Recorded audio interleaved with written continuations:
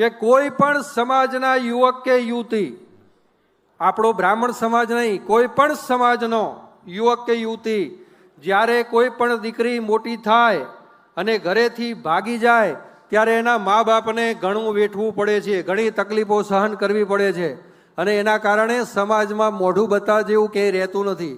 કાયદો એવું કહે છે કે 2 સાક્ષી લાવો એટલે લગ્ન થઈ જાય, પણ લગ્ન માટે સનાતન ધર્મ પ્રમાણે, વૈદિક સંસ્કૃતિ પ્રમાણે જ્યારે કોર્ટ સર્ટી લેવા જાઓ ત્યારે હિન્દુ શાસ્ત્રોક્ત વિધિ પ્રમાણે તમે એ મેરેજ કર્યા છે કે કેમ એના સર્ટી રજૂ કરવા પડે છે, બ્રાહ્મણની સહી જોવે છે.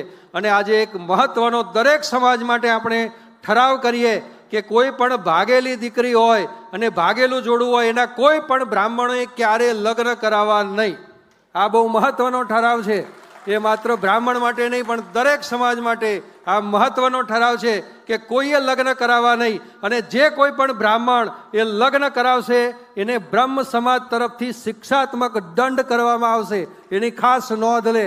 માટે આજ પછી કોઈ પણ લવ મેરેજ ભાગીને લગ્ન કરતા માટે આ ધર્મ સંસદની અંદર મોટામાં મોટો આ ઠરાવ પસાર કરવામાં આવે છે અને એનું અનુમોદન આપણે બધા કરીશું. બોલો, આ ઠરાવ મંજૂર છે? હા, તો આ પ્રમાણે બધા બ્રાહ્મણોને આપણે એલર્ટ કરી દેજો.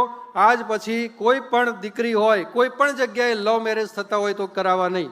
મા બાપની સંમતિ હોય તો જ એ લગ્ન કરાવવા.